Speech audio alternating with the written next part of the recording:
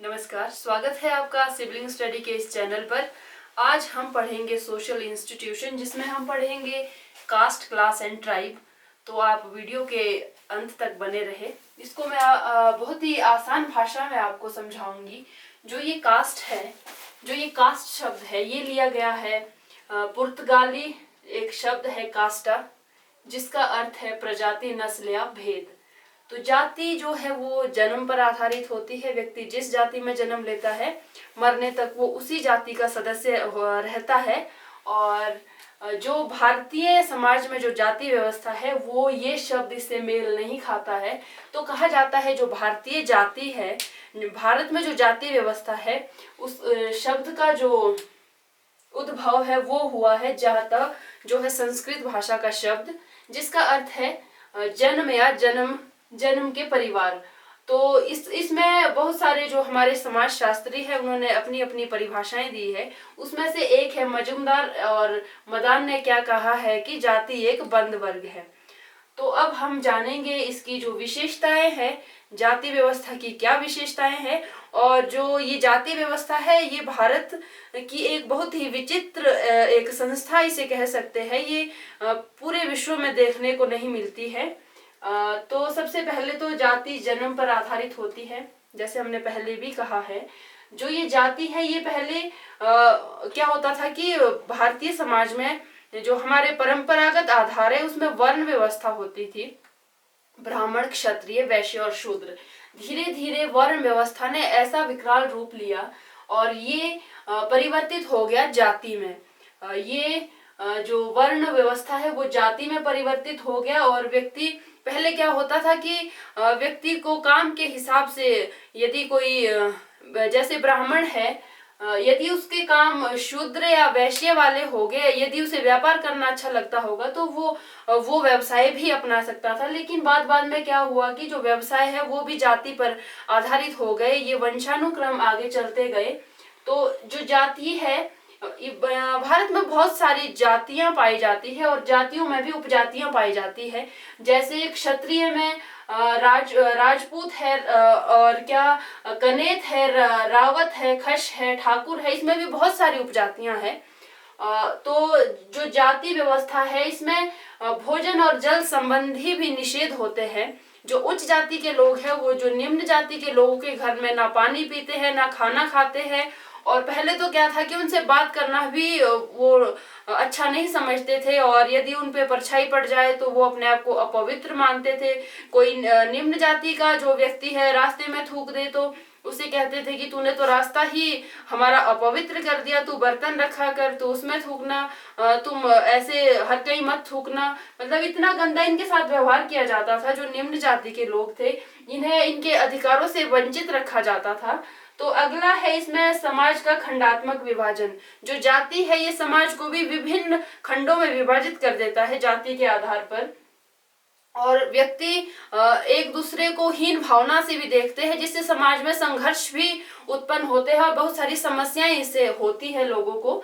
तो इसमें हायरार्की होती है, जैसे हमने पहले भी बात करी। हायरार्की में हिंदू धर्म में जो है और भारतीय समाज में जो है, वो ब्राह्मण को सबसे उच्च माना जाता है, फिर क्षत्रिय, फिर वैश्य, फिर शूद्र।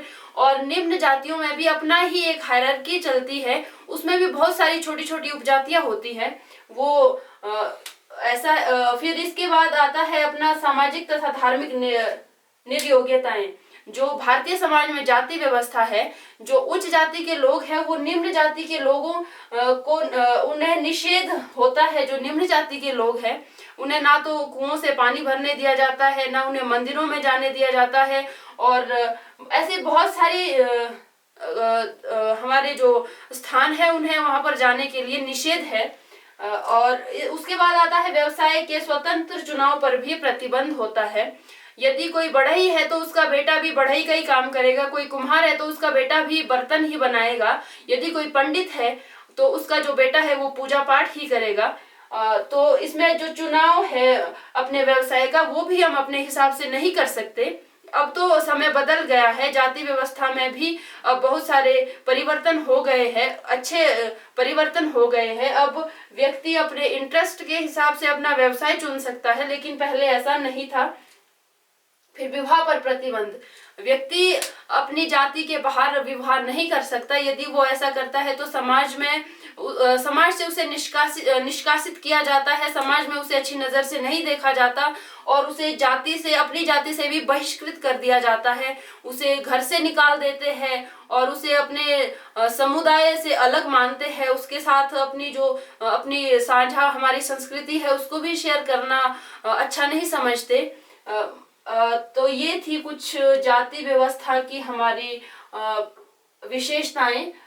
अब हम जानेंगे क्लास यानी वर्ग, ऐसे व्यक्तियों का समूह जिन्हें सुविधा प्राप्त करने के लिए समान अवसर प्राप्त होते हैं। जो ये क्लास है, ये क्लासेस शब्द से बना है, जो है लैटिन भाषा का ये शब्द है जिसका अर्थ है कैटेगरी ऑफ पीपल।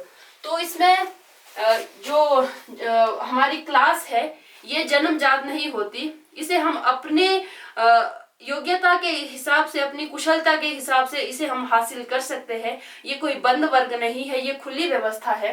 तो अब हम जानेंगे क्लास की जो विशेषताएं हैं वो क्या क्या है। क्लास कॉन्शियसनेस यानी वर्ग चेतना, जो क्लास है इसमें वर्ग चेतना पाई जाती है। जैसे मान लीजिए कोई चपरासी है और कोई कलेक्टर है, तो जो चपरासी होगा वो सचेत रहेगा कि मुझे कलेक्टर के साथ कैसे बिहेव करना है। ऐसा नहीं है कि ये भी सरकारी नौकरी में है और मैं भी सरकारी नौकरी में, चाहे प्राइवेट भी कोई संस्थान है वहां पर भी एक हायरार्की होती है। जो उच्च पद के लोग होते हैं वो कई बार निम्न जो पद के लोग हैं उनके साथ अच्छा व्यवहार भी नहीं करते। जो छोटे पद पर होते हैं वो भी कहीं ना कहीं हिचकिचाते हैं उनसे बात करने के लिए और डरते हैं कि हमसे कोई गलती ना हो जाए, तो वो सचेत रहते हैं। श्रेष्ठता और हीनता की भावना, जैसे मैंने अभी भी कहा, अब ऐसा होता है कई बार कि जो उच्च पद पर आसीन होते हैं वो कई बार जो निम्न पद पर आसीन जो लोग होते हैं वो समझते हैं कि ये तो अच्छे नहीं है, इनकी तो जो योग्यताएं हैं वो अच्छी नहीं है, तो उनको जज करते हैं और उनके साथ अच्छा व्यवहार नहीं करते हैं। तो परिस्थिति समूह का निश्चित संस्तरण, जैसे समाज में कुछ हायर क्लास के लोग होते हैं, मिडिल क्लास के लोग होते हैं और एक होते हैं बिल्कुल पुअर। तो ये इसमें भी वर्ग में इसे विभाजित किया गया है कि हायर में कौन आएगा, फिर मिडिल में कौन आएगा, इस तरह से। और ये अर्जित परिस्थिति है, ये हम अपने कुशलता के आधार पर शिक्षा प्राप्त करके अपने जो हमारे अंदर गुण होंगे हम उसको विकसित करके कुछ अच्छा व्यवसाय चुनेंगे और अपना जो वर्ग है उसको, यदि हम पहले निम्न वर्ग में होंगे तो हम हो सकता है कि अपनी योग्यता के आधार पर हम इतनी मेहनत करें कि हम एक दिन कलेक्टर बन जाए, यानी हम उच्च पद पर आसीन हो और वैसे ही हमारा वर्ग भी फिर बदल जाएगा, हम फिर उच्च वर्ग में आएंगे और उच्च वर्ग के हम व्यक्ति कहलाएंगे। और उपवर्ग, इसमें जो वर्ग है इसमें भी उपवर्ग होते हैं। जैसे शिक्षक ही ले लीजिए, कुछ महाविद्यालय में पढ़ाते हैं, कुछ विद्यालय में पढ़ाते हैं, कुछ यूनिवर्सिटी में पढ़ाते हैं, कुछ कॉलेज में पढ़ाते हैं और स्कूल में भी कुछ सेकेंडरी में पढ़ाएंगे, कुछ प्राइमरी स्कूल में पढ़ाएंगे। तो इसमें भी उपवर्ग बने होते हैं और ये खुली व्यवस्था है। इसमें ऐसा नहीं है कि ब्राह्मण ही, जैसे जाति व्यवस्था में है कि ब्राह्मण को सबसे उच्च पद का वो माना जाता है कि वो सबसे उच्च जो है ये ब्राह्मण जाति है, तो इसमें ऐसा नहीं है। इसमें निम्न जाति के लोग भी अपनी कुशलता के आधार पर अपनी परिस्थिति निर्धारित कर सकते हैं और एक अच्छे वर्ग के व्यक्ति कहला सकते हैं। तो इसमें जो स्थिरता है ये कम स्थिर होते हैं। हो सकता है आज जो चपरासी है कल वो डॉक्टर बन जाए, इंजीनियर बन जाए, तो ये कम स्थिर होते हैं। हम पढ़ लिख कर दूसरे वर्ग में भी हम हस्तांतरित हो सकते हैं और इसमें जन्म का कोई महत्व नहीं है। जैसे जाति में होता है, जाति जन्म पर आधारित होती है, वर्ग में ऐसा नहीं होता, ये हमारी कुशलता के आधार पर होता है, इसमें जन्म का कोई महत्व नहीं होता। और परस्पर निर्भरता, भले ही हम उच्च वर्ग के व्यक्ति भी होंगे लेकिन हमें जो निम्न वर्ग के लोग हैं उनकी भी हमें जरूरत पड़ेगी। यदि कोई अच्छा कमा रहा है और उसके पास इतना टाइम नहीं होगा कि वो घर का काम भी करे, तो उन्हें एक हेल्पर की जरूरत भी होगी। तो हेल्पर का काम वो जो एक निर्धन व्यक्ति होगा, गरीब व्यक्ति होगा, उसने तो अपनी आय कहीं से उसने अपने आय के स्रोत बनाने हैं, तो वो वहां पर काम करेगा। और जो उच्च अपना वर्ग का व्यक्ति है उसका भी अपना काम निकलेगा। तो इस तरह से हम एक दूसरे पर निर्भर है, हम आत्मनिर्भर नहीं है। क्योंकि समाज में जब हम रहते हैं तो हमें बहुत सारे लोगों की जरूरत पड़ती है, हम अकेले सरवाइव नहीं कर सकते। तो ये थी कुछ क्लास की हमारी विशेषताएं। अब हम बात करेंगे ट्राइब के बारे में। तो ट्राइब ऐसे व्यक्तियों का समूह होता है, एक ऐसा समुदाय होता है जिनकी अपनी एक भाषा होती है, अपनी एक संस्कृति होती है, अपनी वेशभूषा, अपना खान पान, और वो अपनी जो पारंपरिक संस्कृति है उसको अभी तक उसको संजोए उन्होंने रखा है। क्योंकि हमारा जो एक विकसित समाज है, हम धीरे धीरे अपनी संस्कृति को भूलते जा रहे हैं और अपने मूल्य, प्रतिमान और परंपराएं हम उसको भी भूलते जा रहे हैं और उसको हम इतना महत्व नहीं देते हैं। लेकिन जो ट्राइब है वो इसका बराबर पालन करते हैं और इसमें इसकी भी कुछ विशेषताएं हैं, जैसे सामुदायिक जीवन।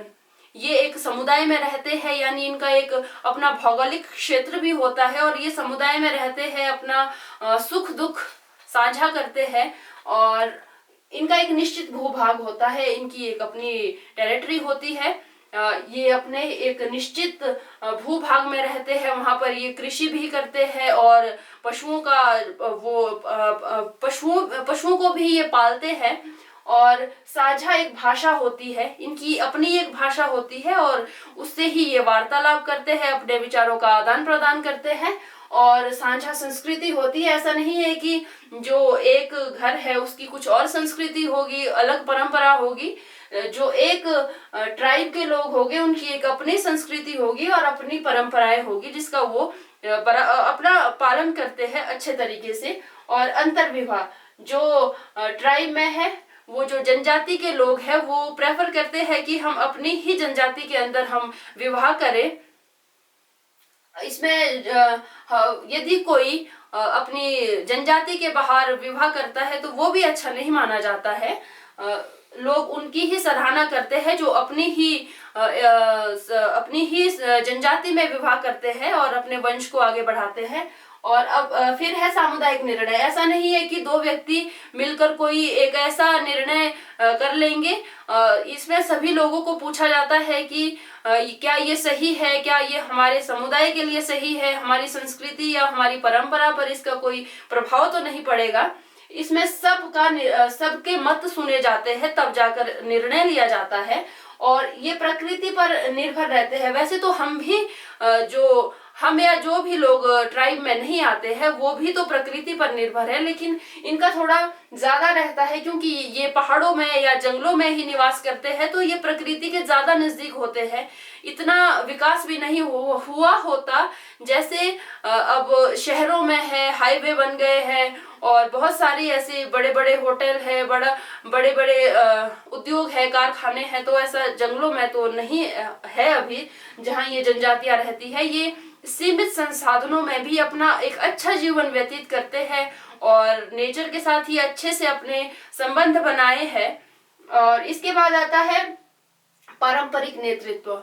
यदि जो ट्राइब में नहीं आते हैं लोग, वो अगर उनके साथ कुछ थोड़ी सी भी कोई छेड़खानी कर दे तो वो जाएंगे, पुलिस स्टेशन जाएंगे, कोर्ट केस करेंगे, कानूनी जो ये मामले हैं ये उसमें इन्वॉल्व हो जाएंगे और कानून की मदद लेंगे न्याय लेने के लिए। लेकिन जो ये ट्राइब के लोग हैं ये अपने जो जनजाति इनका समूह है उनको सजग करेंगे कि मेरे साथ ऐसा हुआ है, मुझे न्याय चाहिए।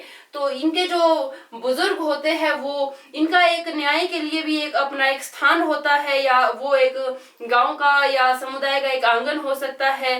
तो वो वहां पर एकत्रित होते हैं, जो इनके बड़े बुजुर्ग होते हैं ये ही निर्णय लेते हैं। ये ज्यादा उधर नहीं जाते हैं कि हम पुलिस स्टेशन जाएंगे या हम कहीं और जाएंगे। तो इनका एक अपना ही एक न्याय का भी इनकी एक अपनी न्याय प्रणाली है। और जो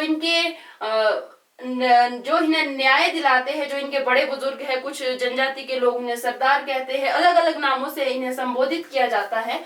तो भारत में भी बहुत सारी जनजातियां हैं, जैसे संथाल है, खासी है, खरिया है, नागा है, कुकी और मेतई है, जो मणिपुर में रहते हैं और इनके बीच संघर्ष भी होते रहते हैं। आप न्यूज चैनल में भी देखते होंगे।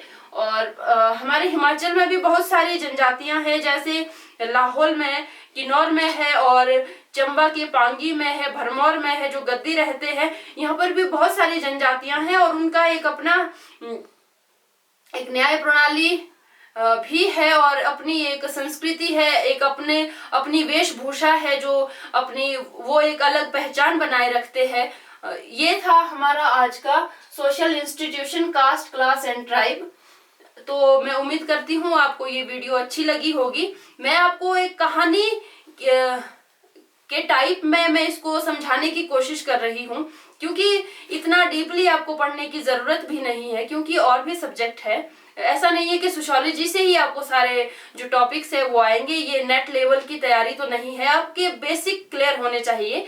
और आप एग्जाम के लिए कुछ दिनों में मैं आपके लिए हैंड रिटन नोट्स भी लाऊंगी और एमसीक्यूज भी लाऊंगी, जिससे जो मैंने पढ़ाया है इससे जो भी जितने भी मोस्ट इम्पोर्टेंट क्वेश्चन बनेंगे मैं वो लेकर आऊंगी, और आप देखेंगे कि एग्जाम में भी ये सीधे क्वेश्चन पूछे जाएंगे।